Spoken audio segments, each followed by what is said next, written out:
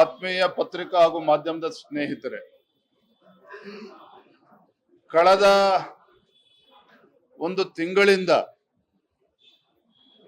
ಧರ್ಮಸ್ಥಳದ ವಿಚಾರದಲ್ಲಿ ಯಾವ ಬೆಳವಣಿಗೆಗಳು ಆಗಿದ್ದಾವೆ ತಮಗೆಲ್ಲ ಗೊತ್ತಿರತಕ್ಕಂತ ವಿಚಾರ. ಭಾರತೀಯ ಜನತಾ ಪಾರ್ಟಿ ನಮ್ಮ ನಿಲುವು ಸ್ಪಷ್ಟವಾಗಿದೆ. ಏನು ರಾಜ್ಯ ಸರ್ಕಾರ ಧರ್ಮಸ್ಥಳದ ವಿಚಾರದಲ್ಲಿ ಸಮಗ್ರವಾಗಿ ತನಿಖೆ ಆಗಬೇಕು ಅಂತ ಹೇಳಿ SIT ಘಟನೆ ಮಾಡಿದಾಗ, SIT ಘೋಷಣೆ ಮಾಡಿದಾಗ ಭಾರತೀಯ ಜನತಾ ಪಾರ್ಟಿ ಅದನ್ನ ಸ್ವಾಗತ ಮಾಡಿದ್ವಿ. ಏನು ಈ ವಿಚಾರದಲ್ಲಿ ಸಮಗ್ರವಾಗಿ ತನಿಖೆ ಆಗಬೇಕು, ಪಾರದರ್ಶಕವಾಗಿ ತನಿಖೆ ಆಗಬೇಕು, ಸತ್ಯಾಂಶ ಹೊರಗೆ ಬರಬೇಕು ಅಂತ ಹೇಳಿ ರಾಜ್ಯ ಸರ್ಕಾರದ ಈ ನಿರ್ಧಾರಕ್ಕೆ ನಾವು ಸಂಪೂರ್ಣವಾಗಿ ಬೆಂಬಲವನ್ನ ನೀಡಿದ್ವಿ. ಇವತ್ತು ಕೂಡ ಅದರಿಂದ ನಾವು ಹಿಂಸರಿದಿಲ್ಲ. ಆದರೆ ತನಿಖೆಯ ಸಂದರ್ಭದಲ್ಲಿ ಯಾವ ರೀತಿ ನಿರಂತರವಾಗಿ ಸಾಮಾಜಿಕ ಜಾಲತಾಣಗಳಲ್ಲಿ ಅಪಪ್ರಚಾರಗಳು ನಿರಂತರವಾಗಿ ನಡ್ಕೊಂಡು ಬಂದಿದೆ, ಯಾವುದೇ ಅಪಪ್ರಚಾರವನ್ನ ನಿಲ್ಲಿಸ್ತಕ್ಕಂತ, ತಡಿತಕ್ಕಂತ, ಕಟ್ಟಿ ಹಾಕ್ತಕ್ಕಂತ ಕೆಲಸ ರಾಜ್ಯ ಸರ್ಕಾರ ಮಾಡಲಿಲ್ಲ, ಪೊಲೀಸ್ ಇಲಾಖೆ ಮಾಡಲಿಲ್ಲ. ರಾಜ್ಯ ಸರ್ಕಾರ ಅಥವಾ ಪೊಲೀಸ್ ಇಲಾಖೆಗೆ ಬೇರೆ ಬೇರೆ ಸಂದರ್ಭದಲ್ಲಿ 24 ಗಂಟೆಯಲ್ಲಿ FIR ಅನ್ನ ರಿಜಿಸ್ಟರ್ ಮಾಡ್ತಕ್ಕಂಥ ಕೆಲಸ ಮಾಡ್ತಾರೆ. ನಮ್ಮ ದಕ್ಷಿಣ ಕನ್ನಡದಲ್ಲಿ ಪೂವಪ್ಪ ಅಂತಕ್ಕಂಥ 81 ವರ್ಷದ ಒಬ್ಬ ಹಿರಿಯ ಕಾರ್ಯಕರ್ತರು ರಾತ್ರಿ 1 ಗಂಟೆಗೆ ಹೋಗ್ತಾರೆ.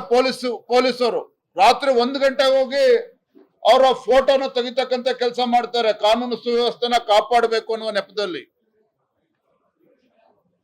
ಬೇರೆ ಬೇರೆ ಸಂದರ್ಭದಲ್ಲಿ ಹಿಂದೂ ಕಾರ್ಯಕರ್ತರು ಸಾಮಾಜಿಕ ಜಾಲತಾಣದಲ್ಲಿ ಯಾವ್ದನ್ನಾದ್ರೂ ಪೋಸ್ಟ್ ಮಾಡ್ತಾರೆ ಅಂತ ಹೇಳಿದ್ರೆ ಒಂದು ಕ್ಷಣ ತಡೆ ಮಾಡ್ದೇನೆ ರಾಜ್ಯ ಸರ್ಕಾರ ಅವ್ರ ವಿರುದ್ಧ FIR ರಿಜಿಸ್ಟರ್ ಮಾಡಿ, ಸುಮೋಟೋ ಕೇಸ್ ರಿಜಿಸ್ಟರ್ ಮಾಡಿ ಅವ್ರನ್ನ ಅರೆಸ್ಟ್ ಮಾಡ್ತಕ್ಕಂಥ ಅನೇಕ ಉದಾಹರಣೆಗಳು ಕಳೆದ 2.5 ವರ್ಷದಲ್ಲಿ ನಾವು ನೋಡಿದ್ದೇವೆ. ಅದು ಧರ್ಮಸ್ಥಳದ ವಿಚಾರ ಬಂದಾಗ ಕೋಟ್ಯಾಂತರ ಭಕ್ತರ ಭಾವನೆಗೆ ಧಕ್ಕೆ ತರ್ತಾ ಇದ್ರು ಸಹ ಈ ಅಪಪ್ರಚಾರಗಳು ರಾಜ್ಯ ಸರ್ಕಾರ ಇದನ್ನ ತಡಿತಕ್ಕಂತ ಕೆಲಸ ಮಾಡಲಿಲ್ಲ. ಇದು ವ್ಯವಸ್ಥಿತವಾಗಿರ್ತಕ್ಕಂಥ ಷಡ್ಯಂತ್ರ ರಾಜ್ಯ ಸರ್ಕಾರದ ವತಿಯಿಂದ.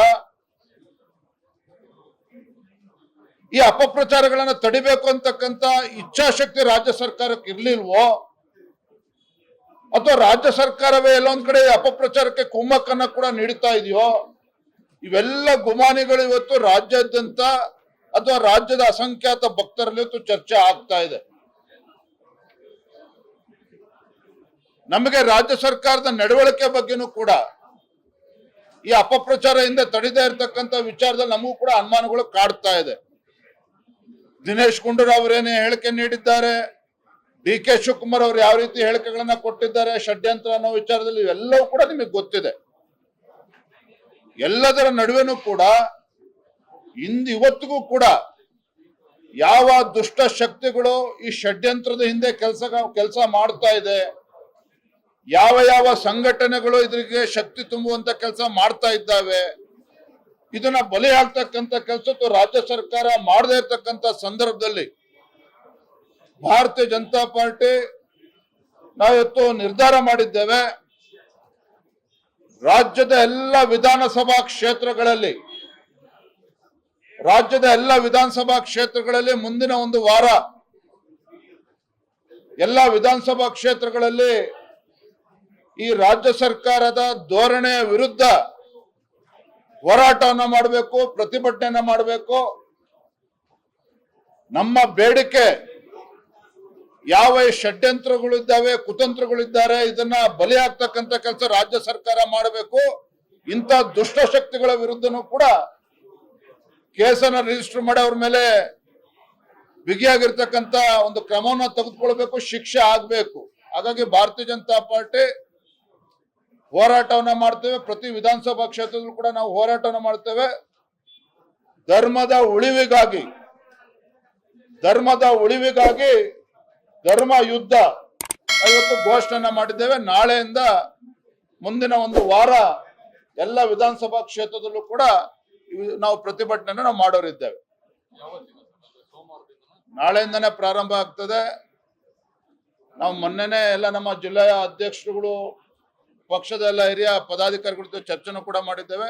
ನಾಳೆಯಿಂದನೇ, ಯಾಕೆಂದ್ರೆ ಇವತ್ತು 3-4 ಹಂತದಲ್ಲಿ ಹೋರಾಟ ಆಗ್ತಕ್ಕಂಥದ್ದು. ಹಾಗಾಗಿ ಎಲ್ಲ ವಿಧಾನಸಭಾ ಕ್ಷೇತ್ರಗಳಲ್ಲಿ ನಾಳೆಯಿಂದ ಚಾಲನೆ ಕೊಡ್ತಾ ಇದ್ದೇವೆ. ನಾಳೆಯಿಂದ ಹೋರಾಟ ಪ್ರಾರಂಭ ಆಗ್ತದೆ. ಇದೇ ಸಂದರ್ಭದಲ್ಲಿ BL ಸಂತೋಷ್ ಅವರ ಭಾಷಣಕ್ಕೆ ಸಂಬಂಧಪಟ್ಟಂತೆ ದೂರನ್ನು ಕೂಡ ಕೊಡಲಾಗಿದೆ. ಈಗ ಬ್ರಹ್ಮಾವರ ಪೊಲೀಸರು ಈಗ ಮಹೇಶ್ ಶೆಟ್ಟಿ ದೇವರೊಡಿ ಅವರನ್ನು ವಶಪಡಿಸಿದ್ದಾರೆ. ನೋಡಿ, ಈ ವಿಚಾರದಲ್ಲಿ ರಾಜ್ಯ ಸರ್ಕಾರ ಕಾನೂನಾತ್ಮಕವಾಗಿ ಏನು ತೀರ್ಮಾನ ತೆಗೆದುಕೊಳ್ಬೇಕು ಅವ್ರು ತೆಗೆದುಕೊಂಡಿದ್ದಾರೆ. ನಾವು ಇದರಲ್ಲಿ ಮಧ್ಯಂತರ ಪ್ರವೇಶ ಮಾಡೋದಿಲ್ಲ. Thank you. ಲೇಟೆಸ್ಟ್ ಹಾಗೂ ಇಂಟ್ರೆಸ್ಟಿಂಗ್ ಸುದ್ದಿಗಳಿಗಾಗಿ ಬಾಸ್ ಟಿವಿ ಕನ್ನಡ ಚಾನೆಲ್ನ ಸಬ್ಸ್ಕ್ರೈಬ್ ಮಾಡಿ. ಹಾಗೆಯೇ ಬೆಲ್ ಐಕಾನ್ ಪ್ರೆಸ್ ಮಾಡಿ. ಇದರ ಜೊತೆಗೆ ಫೇಸ್ಬುಕ್, ಇನ್ಸ್ಟಾಗ್ರಾಮ್, ಎಕ್ಸ್ನಲ್ಲೂ ಮಿಸ್ ಮಾಡದೆ ಫಾಲೋ ಮಾಡಿ.